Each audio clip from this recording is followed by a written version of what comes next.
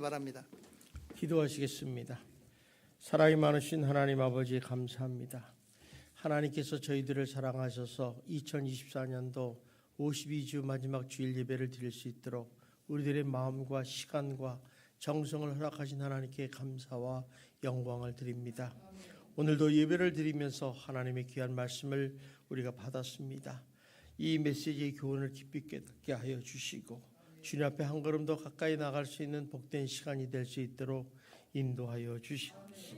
지시로는 남지 말게 하시고 내 마음판에 새겨 내 인생이 변하는 축복의 말씀이 되게 하여 주시옵소서.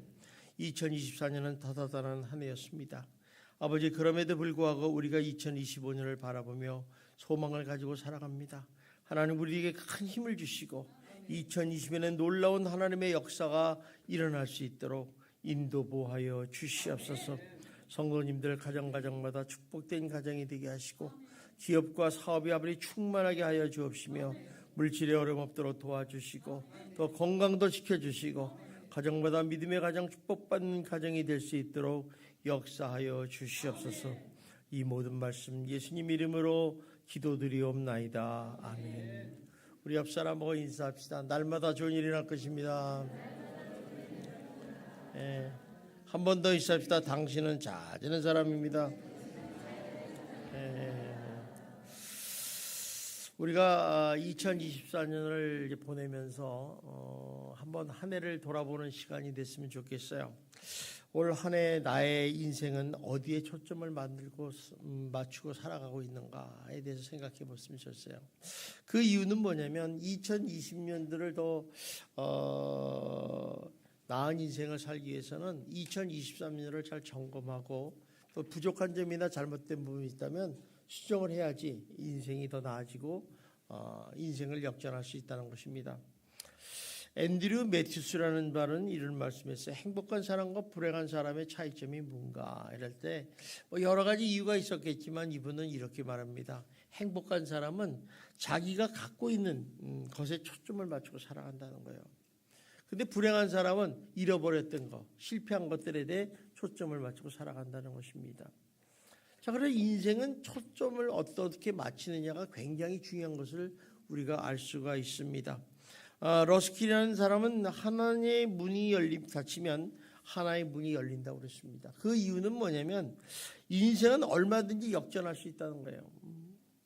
그 이유는 뭐냐면 인간의 끝은 하나님의 시작이 되기 때문에 그렇다는 것이죠. 그래서 우리 인간에게 벼랑 끝에 같은 절망이 있었더라도 우리가 실망하지 말고 절망하지 않아야 될 것은 하나님이 계시기 때문에 그렇다는 것입니다.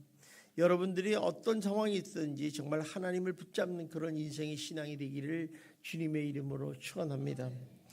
따라서 우리가 스스로 절망을 택하지 않는다면 우리에게 절대로 절망이 올 수가 없어요.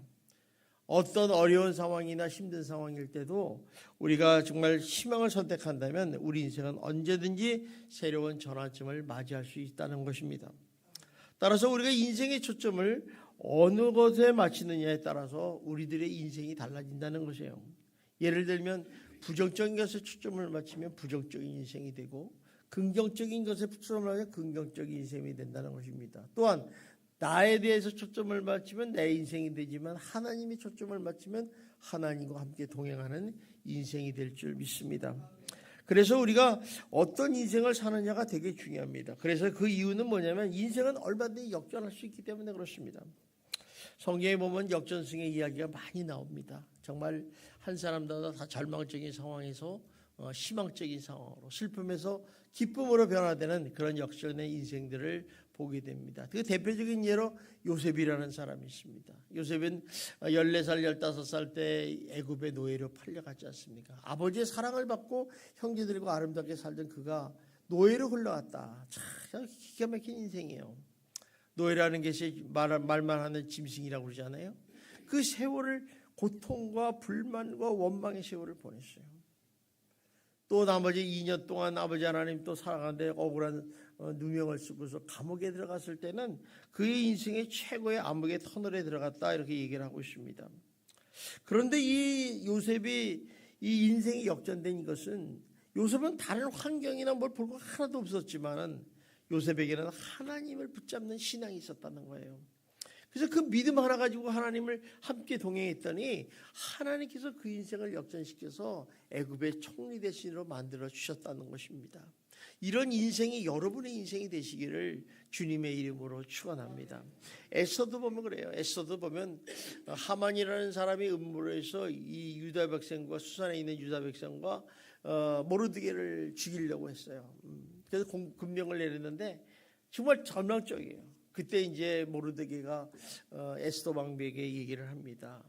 네가 이때 너가 써야지면 사용해야 되느냐. 그래서 에스더 왕비가 하나님을 붙잡고 3일 동안 금식하면서 기도합니다. 그리고 나갔을 때 놀라운 일이 벌어지는 거예요. 역전의 인생이 돼버리는 거죠. 그 절망스러운 소망이 바로 하만이 모르드게를 붙잡아서 장대 높여 죽이려고 했는데 자기가 거기 빠져가지고 오히려 모르드게가 존경을 받고 또 유대인들은 다 구원의 기쁨을 맞이하게 됐다는 것입니다. 이처럼 우리가 에스더도 그 어려운 상황에서 하나님을 붙잡고 살았더니 그 믿음이 바로 하나님이 역전시키는 인생이 되었다는 것을 우리가 알 수 있습니다. 이런 인생은 뭐 여러 가지가 있죠. 그 중에서 더 놀라운 것은 우리의 소망이 되신 예수님께서 십자가 사건 역시 역전의 놀라운 사건 중에 하나입니다. 악한 사람들이 악한 영들이 예수님을 십자가에 못 박혔습니까? 그런데 예수님께서 죽음의 권세를 이기고 사흘 만에 부활하심을 통해서 부활하는 순간 인생이 완전 역전이 되어버린 거예요. 그 다음에 이 부활의 역사 때문에 사단 마귀가 더 이상 예수 이름에 이길 수 없는 그런 인생이 되고 말았다는 것입니다. 그렇습니다. 우리 인생이 비록 힘들고 어렵고 슬픔에 가득 찼을 때도 하나님의 은혜를 베푸시면 모든 우리 인생을 얼마든지 역전시킬 수 있다는 사실을 우리는 발견하게 됩니다. 그러므로 오늘 이 시간에 오늘 한 해를 보내면서 인생을 역전시키는 비결이 무엇인가 본문을 살펴보면서 여러분 지혜를 얻으셔서 2025년도에는 정말 여러분들의 인생이 놀라운 인생이 역전되는 축복의 한 해가 되기를 주님의 이름으로 축원합니다. 자, 그렇다면 이 오늘 본문을 통해서 인생을 역전시키는 비결에 대해서 두 가지가 나와 있어요. 하나는 남은 것에 초점을 맞추는 인생이 되어야 됐다. 우리 한번 따라서 합시다. 남은 것에 초점을 맞추자. 그럼 인생이 역전이 될 수 있어요. 자, 우리 한번 이 루키서 오늘 읽어본 본문을 보면 잃어버린 것들, 비극적인 사건이 쫙 나오고 있습니다. 우리 한번 1절을 보겠습니다. 시작. 사라스리 시리하던 때에 땅이 흉년이 되니라. 두 아들을 데리고 모압 지방에 가서 거류하였는데, 자 보세요. 좋은 돌이 하나도 없어요. 사사살이 이게 무슨 사사기 시대 있잖아요. 근데 흉년이 들었다. 흉년이 들었다가 먹을 것이 없다는 거죠. 그래서 이제 두 아들을 데리고 모압 지방으로 거류하게 되었다. 여러분 인생이 흉년이 들었다는 건 다른 말로 하면 어려움을 빠졌다. 어려움. 우리가 인생을 살다 보면 사업의 어려움도 있고 또 삶의 어려움도 있지 않습니까? 그런 어려움을 당했는데 이때 이 흉년을 피하기 위해서 두 아들을 데리고 모압 지방 세상으로 도피했다는 것입니다. 이는 마치 아브라함이 하나님의 말씀을 듣고 갈대 우르를 떠나서 가나안 땅에 들어왔을 때 기근이 일어난 거예요. 기근이 100년 만에 한 번은 기근이 일어났어. 이때 무슨 생각을 했겠어요? 하나님 말씀대로 가나안 땅에 그대로 머물러 살 것인가?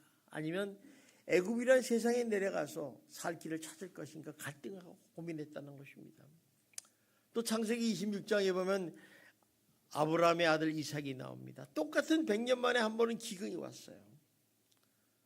역시 이삭도 똑같은 고민을 한 거예요. 하나님 말씀대로 이 가나안 땅에 머물러 계속 살 것인가? 아니면 사람의 얘기를 듣고 애굽의 땅에 내려가서 살 길을 찾을 것인가? 이런 두 가지 사건을 통해서 우리가 발견할 수 있는 것은 뭐냐면 하나님께 기도하고 하나님의 뜻을 무엇인지 알기 전에는 움직이면 안 된다는 거예요. 그 자리를 고수하는 것이 굉장히 중요하다는 것이죠. 근데 우리는 어떻습니까? 하나님에게 기도도 안 하고 하나님 뜻도 알지 못하고 그냥 옮겨버리고 마는 거죠. 근데 오늘 이 본문에 나오는 아비멜렉과 나오미라는 인생도 똑같았던 거예요. 이 아비멜렉과 나오미를 보면은 그들은 하나님께 기도했다는 소리도 없고 하나님 뜻이 무엇인지도 알지 못하고 그냥 자기 멋대로 자기 소견대로 움직였다는 거죠. 이게 사사시대 특징 아닙니까? 사사시대 특징은 하나님이 상관없어요. 내 뜻, 내 소견대로 살아가는 거죠. 왜? 살려고요. 살기 위해서 요단강 동편에 있는 모압 땅으로 피신을 하게 되었다는 것입니다. 자, 우리 한번 2절을 보겠습니다. 2절 시작. 그 사람의 이름은 엘리멜렉이요 그의 아내의 이름은 나오미요 그의 두 아들의 이름은 말론과 기론이니 유다의 베들레헴 에브라 사람들이더라. 그들이 모압 지방에 들어가서 거기서 살더라. 여러분 이런 생각을 안 해보셨습니까? 왜 많은 예수 믿는 사람들이 예수를 믿는다고 하면서 세상과 타협하면서 살리는가? 예수 믿는다는 얘기는 하나님을 왕으로 섬기고 통치를 받는다는데 왜 하나님 말씀대로 살지 않고 불신종하는 삶을 살고 있을까? 참 우리는 그 미스테리라고 생각을 합니다. 그 이유는 아마 대부분 이렇게 생각해요. 현실에서 살다 보니까 하나님의 말씀에 순종하며 산다는 것이 비현실적이라는 걸 생각이 돼요. 야, 지금 이런 시대에 하나님의 말씀대로 살면 손해가 무지 많이 보는 것 같아. 그죠? 여러분 세상이 얼마나 빨리 변합니까? 그죠? 놀랍게도 변하고 있습니다. 아마 2024년대는 이 정도 변했다면 2025년대는 더 많이 변할지도 모르겠어요. 이런 돌아가는 이 시대에 하나님 말씀은 불변의 진리라 하면서 옛날부터 똑같이 나오는 거죠. 그러니까 하나님의 말씀이 순종한다는 것은 어쩌면 정말 굉장히 비현실적으로 보는 거죠. 그러니까 오히려 하나님 말씀에 불순종하는 것이 현실적이다 생각하는 거예요. 아마 여러분들 그렇게 생각할 거 아닙니까? 그래서 실제적으로 우리 주변에 믿음 없는 사람들은 종종 이런 말을 해요. 신앙생활을 좀 제대로 해보려고 그러면 야, 너 뭐 그렇게까지 믿을 필요가 있느냐? 그냥 적당히 믿으러 미치지 마라. 그렇다고 뭐 그게 너에게 뭐 떡이 되냐? 현실은 그렇지 않아. 현실은 적당히 타협하면서 사는 거야. 이게 인생을 살던 지혜란다. 이렇게 얘기를 해요. 이러면 이제 막 혼란과 갈등이 오는 거예요. 목사님은 말씀대로 살려고 그러는데 옆에 있는 사람들은 그냥 적당히 살아. 그냥 적당히 주일날 예배만 드리고 하면 끝나지 뭘 그렇게 사느냐 그러죠. 근데 가만히 보니까 세상 사람들이 손가락질을 하는 거야. 저건 예수 믿는 놈이 아니야. 조롱하는 거예요. 비웃죠. 나 예수 믿어 그러면 네가 예수 믿으면 나 안 믿어. 이런 소리를 듣는다는 거죠. 사실 우리가 하나님 말씀대로 순종하는 것만큼 강력한 것이 없습니다. 여러분 인생을 살아갈 때 진리의 말씀대로 사는 정직함이 굉장히 강합니다. 여러분 세상에서 가장 무서운 것은 정직이에요. 정직. 근데 오늘날 세상이 너무 타락해서 거짓이 난무하고 정말 부정직이 연마하는 이런 시대에 살고 있으니까 우리가 손해보는 것 같지만 결론적으로는 지금은 당장 손해보는 것 같지만 결론적으로는 유익이고 이익이 승리한다는 것을 우리가 알 수가 있습니다. 그래서 현실에서 보면 말씀 순종하는 것이 비현실적으로 보이고 손해보는 것처럼 생기기 때문에 대부분들은 현실적인 대안을 가지고 세상에서 답을 찾아 나가고 있다는 것이죠. 그러니까 결론적으로 뭐 1년, 2년은 좋지만 10년, 20년 되보면 말짱한 망하는 그런 삶을 살아가게 된다는 것을 알 수가 있습니다. 지금 이 본문에 보면 베들레헴에 기근이 왔어요. 이 기근이 왔다는 것은 베들레헴에 양식이 없는데 베들레헴에는 어떤 뜻이냐면 떡집이라는 뜻이에요. 떡집. 그러니까 이 베들레헴은 웬만해 가지고는 떡이 없다. 풍성함이 없어지지 않는 곳이에요. 그런데 없어진 거예요. 자, 그렇다면 여기서 어떤 사람들이 어떻게 생각해요? 야, 이 베들레헴에서 계속 머물러 살 것인가? 아니면 양식을 찾아서 갈 것인가? 양식을 찾아가는 게 현실 아닙니까? 그런데 소문을 들어보니까 바로 옆 동네에 모압이라는 땅에 양식이 있더라는 거예요. 떡이 있다는 거예요. 그래서 이제 에멜레렉과 나오미는 이제 그것을 모압으로 찾아갔다는 것이죠. 얼마나 현실적입니까? 그러나 여러분 우리가 잊지 말아야 될 것이 있습니다. 그것은 뭐냐면 간단히 별 생각 없이 현실의 요구대로 따라가다 보면 다 이런 식으로 넘어지게 돼 있다는 거예요. 많은 사람들이 별 생각 없이 현실의 요구대로 살아야 되니까 쉽게 생각하다 보면 망하는 길로 빠질 수밖에 없다는 것입니다. 자, 그러면 엘리멜렉과 나오미가 이렇게 두 아들을 데리고 살기 위해서 모압에 내려갔다는 말은 무엇인가? 이 모압이라는 것은 어떤 것인지 아셔야 돼요. 모압이라는 것은 소위 말해서 그니스 신을 섬기는 우상의 조치예요. 그러니까 뭐냐면 세상을 말하죠, 세상을. 그런데 거길 왜 갔느냐? 살기 위해서 갔다는 거죠. 우리 예수 믿는다고 여러분 뭐 이슬만 먹고 살겠어요? 여러분 먹는 거 얼마나 좋아요. 예수 믿는 사람이 더 잘 먹어요. 세상 사람들은 간식을 많이 먹지만 우리 예수 믿는 사람은 그런 게 없잖아요. 그러니까 이 먹고 마시고 사는 게 굉장히 즐거운 일 중 아니에요. 살기 위해서 산다는 거예요. 근데 다시 말하면 이렇게 베들레헴이라는 하나님의 품에서 떠나서 믿음을 버렸다는 거죠. 세상. 우리가 종종 이런 생각을 많이 해요. 많은 사람들이 나 예수 믿는데 하나님을 믿는데 세상에서 이렇게 양다리 딱 걸치고 사는 사람이 있어요. 야, 세상에 살려면 양다리 안 걸치면 안 돼. 그거 지혜로운 거야. 근데 그게 지혜로운 게 아니라니까. 우리가 항상 예수 믿는 사람의 가장 핵심은 뭐냐면 누가 나를 바라보며 누가 나를 인정하느냐가 중요한 거거든요. 하나님은 그런 사람을 인정하지 않아요. 하나님은 그 사람 믿음이 없다고 얘기하는 거예요. 근데 우리는 그렇잖아요. 우리는 야, 그거 지혜로운 거야. 세상을 살아갈 때는 양다리를 걸쳐야 돼. 예수 믿으니까 너 교회 주일날은 교회 가서 예수 믿고 예배드려서 천국 가고 나머지는 6일 동안 지옥 가도 괜찮아. 이렇게 생각하는 거죠.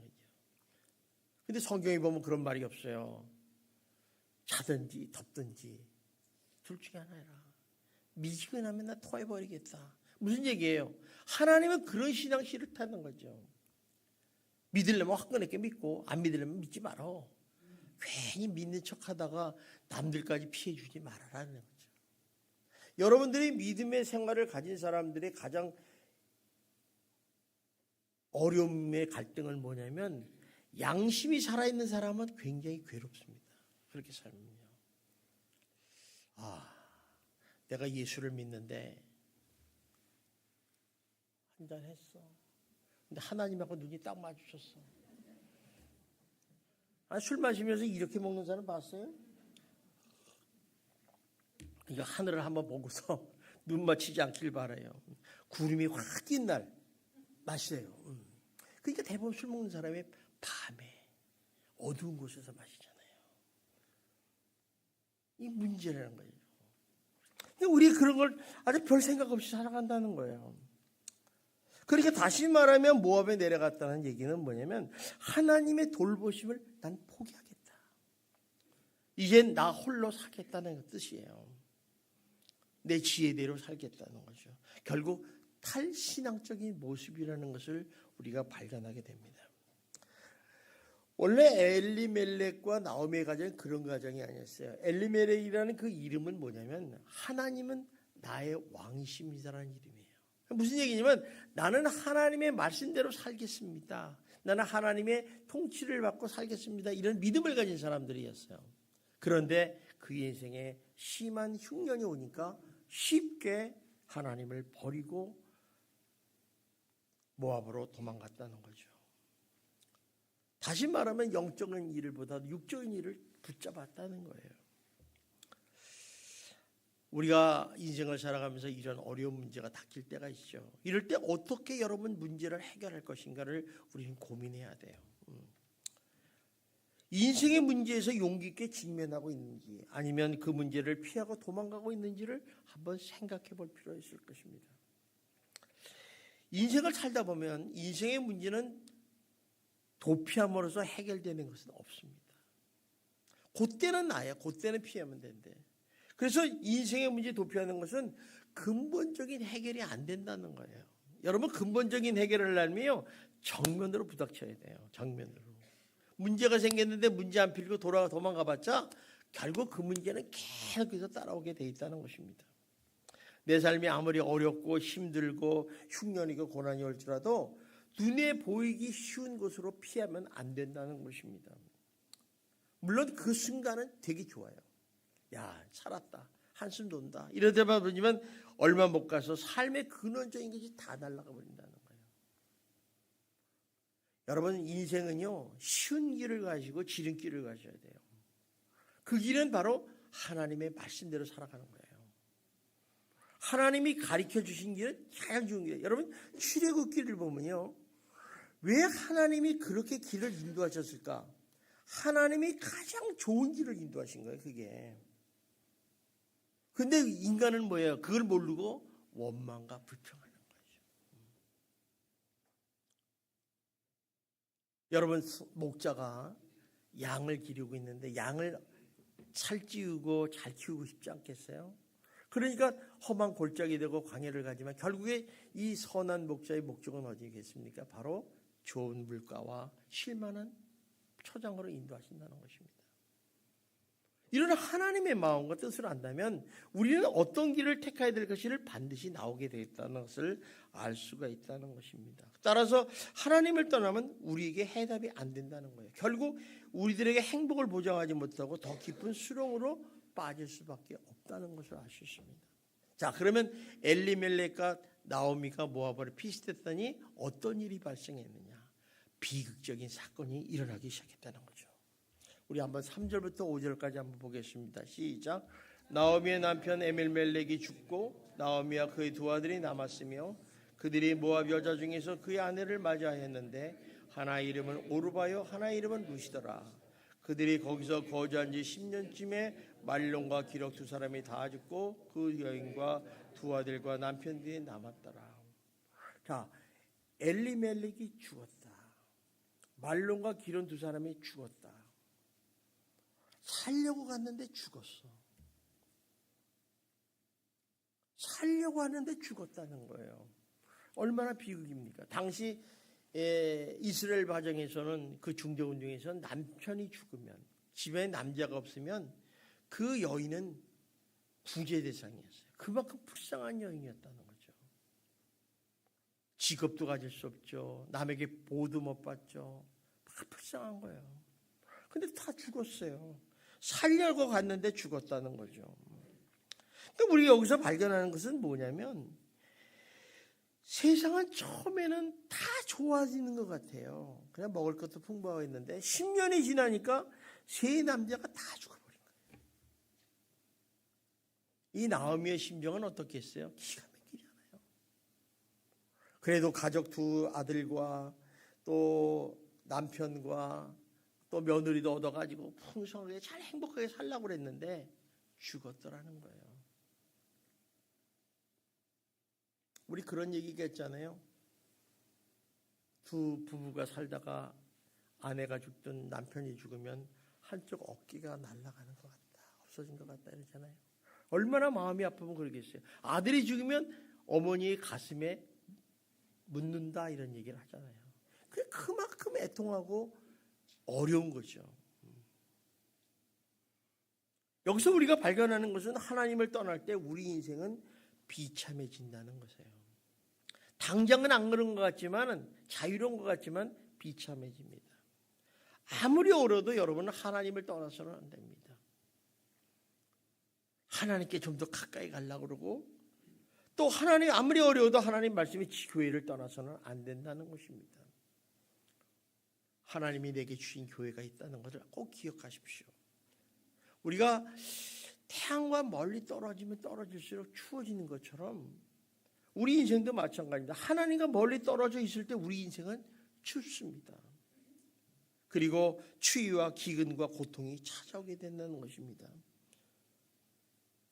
따라서 오늘 문제를 직면하지 않고 도피했던 그 나오미는 결국에 고통과 비극을 경험할 수밖에 없었다는 거죠. 지금 나오미의 상황은 어때요? 절망적인 상황이에요. 어떻게 할 것인가? 그에게 남은 것은 아무도 없었어요. 두 며느리와 자기 나오미 하나뿐이었죠. 그런데 오늘 본문을 자세히 보니까 좀 다른 관점을 해서 보니까 다르다는 거죠. 여기가 죽었다는데 그 밑에는 뭐예요? 두 아들이 남았다. 또 말론과 두리온이 두 사람이 죽었다. 근데 그 뒤에 남편들이 남았더라. 우리가 보통 죽었다를 보잖아요. 죽었다. 부정적인 거예요. 그래 남았더라는 거죠. 남았더라. 어디에 우리 인생의 초점을 맞느냐에 따라서 우리의 삶의 이야기가 달라진다는 것을 발견할 수 있습니다. 다시 말하면 죽고의 초점을 맞지 말고 남았다에 여러분 초점을 맞추시기를 주님의 이름으로 축원합니다. 그래서 인생은 초점 맞추기라는 거예요. 초점. 어디에다 초점을 맞출 것인가? 부정적인 것에 초점을 맞춘 것인가? 긍정적인 초점.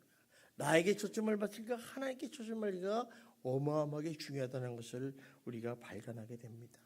그 이유는 뭐냐면 어디에 초점을 맞기나 느낌이 달라지고 생각이 달라져요.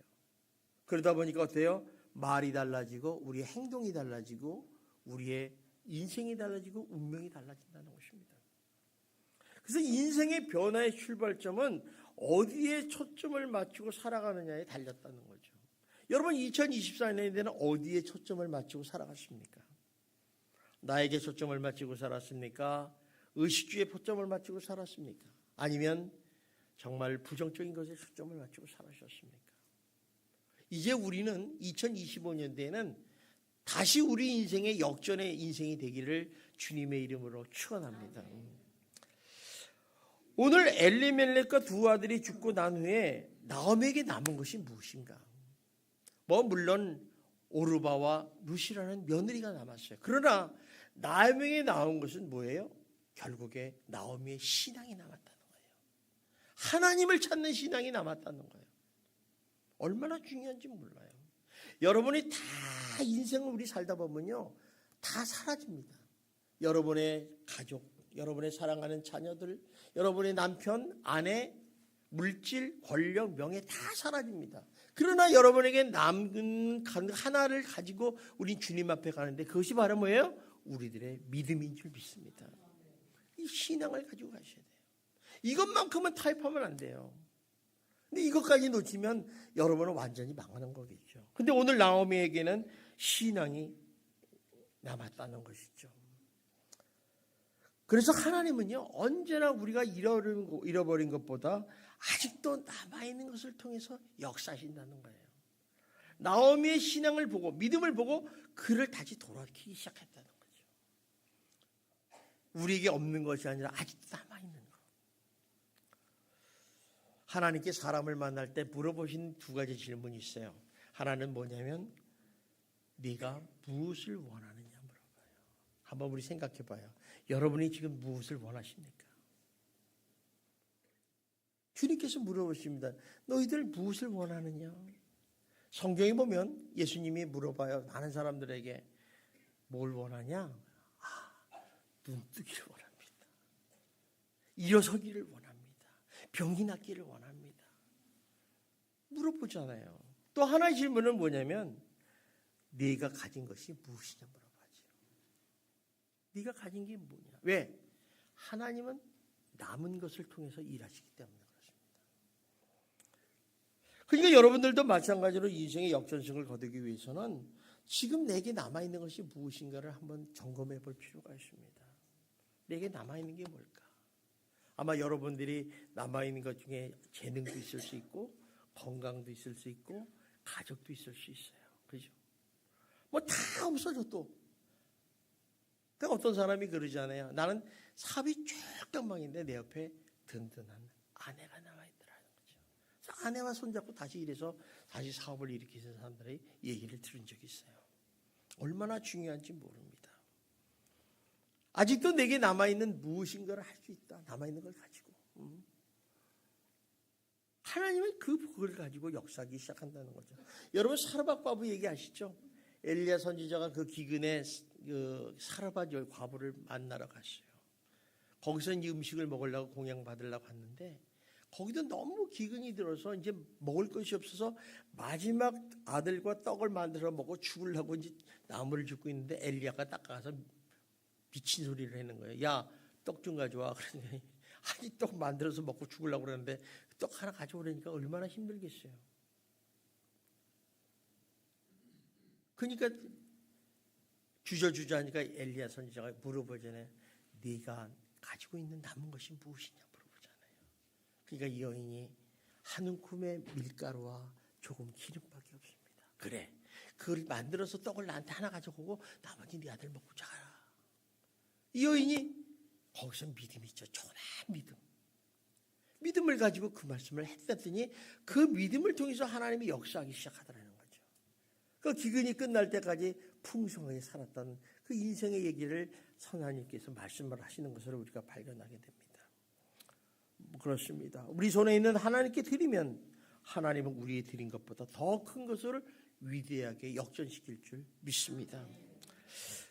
이처럼 하나님께서 우리에게 있는 것을 없는 것을 요구하지 않습니다. 있는 것을 요구합니다.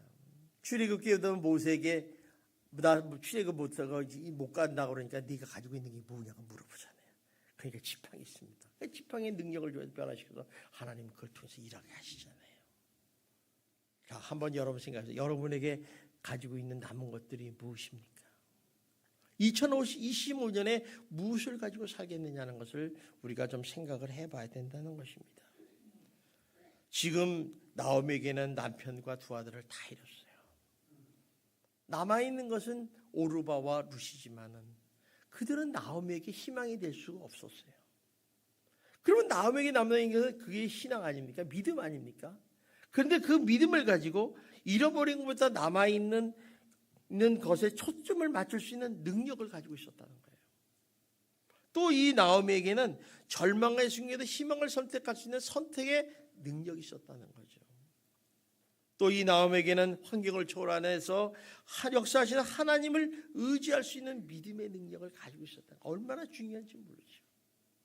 그러자 어때요? 그는 하나님에게 돌아가기로 결심을 합니다. 자, 우리 한번 6절을 같이 한번 봅시다. 시작. 그 여인이 모압 지방에서 여호와께 자기 백성을 돌아보사 그들의 양식을 주담을 듣고 이에 두 메리와 함께 일어나 모압 지방으로 돌아오려 하여. 자, 그러니까 두 번째 나오미 인생에서 역전될 수 있는 비결은 뭐냐면 잘못된 길에서 돌아설 수 있는 지혜와 용기가 있었다는 거예요. 되게 중요한 거예요. 우리가 회개한다는 거는요, 대단한 용기가 있으면 이 용기가 있어야 돼요. 많은 사람들이 회개하라 그러면 아씨 내가 무슨 일만 됐다고 그 비겁한 사람들이에요. 하나님 앞에서는 부끄러움이 없어요. 자존심을 내세워요. 잘못된 보다 솔직히 잘못했다고 인정하는 게 중요하죠. 오늘날도 많은 그렇잖아요. 지도자들 자기 잘못해서 잘못했다고 안 하고 거짓말하잖아요. 잘못했다 시인하는 게 용기잖아요. 용기 없는 사람들이에요. 용기 있는 사람은 자기 잘못을 인정하고 용서받고 나가는 거죠. 나오미도 그랬어요. 자기가 잘못된 것을 알았어요. 내가 모압을 떠나서 베들레헴을 떠나서 모압으로 피신한 것이 엄청 잘못된 것이었구나. 회개를 하기 시작한 거죠. 그래서 여기서 보니까 일어나 돌아오려했다는 건 이거 회개했다는 거예요. 회개. 여러분 회개가 뭡니까? 회개라는 건 방향을 바꾸는 거예요. 모압에서 다시 베들레헴으로 방향을 바꿨죠. 잘못된 길에서 돌아서는 것입니다. 그래서 그동안 붙잡았던 것들, 세상을 붙잡았는데 이제는 하나님 앞에 내려놓고 하나님을 붙잡기를 시작했다는 거예요. 이게 나오미가 역전승하는 비결이었다는 거죠. 여러분들의 인생을 어떻게 살았는지 모르지만 이제 세상과 내려놓고 하나님의 붙잡는 신앙만 가지시기를 주님의 이름으로 축원합니다. 붙잡을 수 있는 힘이 있어야 돼요. 뭘 붙잡느냐? 하나님을 붙잡아야 돼요. 하나님을. 그때 비로소 하나님은 그를 통해서 역전승의 역사가 일어나기 시작했다는 거예요. 이것이 나오미의 인생을 역전시키는 비결이었다는 것입니다. 성도 여러분, 우리가 인생에서 가장 중요한 것은 무엇이냐? 인생을 어디에다 초점을 맞추고 사느냐는 것입니다. 저는 2025년대는 여러분 예수에게 초점을 맞추시기를 주님의 이름으로 축원합니다. 지금 우리들의 인생은요, 과거의 선택의 결과예요. 내 인생이 참 지금 비참하다, 힘들다가는 과거에 그런 걸 선택했기 때문에 그래요. 지금은요, 달라져야 돼. 2024년도 다 쏟아냈지만 2025년은 제가 생각하기에는 어떤 일이 벌어질지 예측을 못하겠어요. 국가적으로도 뭐 여러 가지로 어려움이 많이 벌어질 것 같아요. 뭐 지표들이 지금 막 나쁘게 나오잖아요. 그죠? 여러분, 환율이 올라갔다는 것은 굉장히 치명적인 경제적인 역할을 하는 거예요. 그렇다면 어떤 일이 벌어질지 모르냐. 이럴 때 누구를 잡겠습니까? 우리가 하나님을 붙잡고 예수님을 붙잡는 신앙을 가지고 우리 인생에 초점을 맞춰 살아갈 때는 반드시 하나님께서 우리의 인생을 책임져 주실 줄 믿습니다. 그래서 우리가 이렇게 생각을 인생에서 길에서 위대한 선택을 하는 길을 하나 뭐냐면 내가 무엇을 의지하고 믿고 의지하고 살 것인가. 여기에 초점을 맞춰야 된다는 거예요. 여태까지는 우리 의식주 세상을 의지하고 살았다면 이제는 하나님을 의지하고 예수님을 의지하고 성령을 의지하고 여러분 믿고 살아가는 여러분이 되시기를 주님의 이름으로 축원합니다. 이것이 신앙의 선택이고 믿음의 선택이라는 거예요. 나오미는 지금 아무것도 없어요. 남편 죽었지. 아무것도 가지 뭐 재산도 없어요. 그런데 하나님을 다시 붙잡기 시작한 거예요. 베들레헴에 가도 아무 의미가 없는 거예요. 베들레헴에 집이 있습니까? 뭐가 아무것도 없어요. 그런데 하나님만을 붙잡은 거죠. 믿음의 신앙. 따라서 우리가 예수 그리스도를 믿는 것은 선택한 것은 영원한 축복의 길로 가는 길을 선택하는 것이라는 것입니다. 그래서 예수 믿으면 복 받는다는 얘기가 거기서 나오는 거예요. 저는 여러분들이 정말 어떤 일이 있어도 예수 믿고 복 받는 성도가 되시기를 주님의 이름으로 축원합니다. 그러므로 우리 인생을 살면서 모든 것을 다 잘못 선택했어도 딱 한 가지 예수님을 선택하는 것은 성공한 거예요. 우리 한번 해봅시다. 나는 예수님을 믿습니다. 예수님을 믿습니다. 그렇게 삽시다. 진짜 중요한 거예요. 2025년 예수를 위해서 살아야 돼요. 하나님을 위해서 살아야 돼요. 성령님과 함께 동행하는 인생이 되기를 주님의 이름으로 축원합니다. 이 2024년도에 문이 이제 닫힐 때가 됐어요. 그죠? 이제 3일 남았어요. 이제 2025년 새해 문이 딱 열립니다. 마치 하나의 문이 닫히면 또 다른 문이 열리듯이 지난 과거에 잃어버렸던 것, 떠나버린 인생, 실패한 인생에 초점을 맞지 마시고 아직도 남아있는 것에 초점을 맞추시기를 주님의 이름으로 축원합니다. 하나님은 남아있는 것을 통해서 역사하시기를 시작한다는 거예요. 오늘 이 말씀을 주신 것은 우리 예수 밖에 있는 모든 성도들에게 내년에는 정말 좋은 일이 일어날 것이라고 약속을 하시는 것 같아요. 여러분, 우리 성도님들 정말 내년에는 올해보다 훨씬 잘 되고 훨씬 복받고 훨씬 은혜 가운데 살아가는 여러분이 되시기를 주님의 이름으로 축원합니다. 그러면 하나님께서 2025년에 하나님 반드시 당신의 인생을 역전시켜 줄 줄 믿습니다. 기도하겠습니다. 사랑이 많으신 하나님 아버지 감사합니다. 하나님께서 저희들을 지극히 사랑하시고 인도하셔서 이렇게 아버지 하나님 인생의 초점을 맞추기라는 말씀하셨습니다. 우린 2024년에는 어떻게 살아왔는지 모르겠지만 2025년부터는 정말 내가 남아있는 유일한 믿음 하나 가지고 승리하는 인생이 되게 하여 주시옵소서. 예수님 이름으로 기도하옵나이다.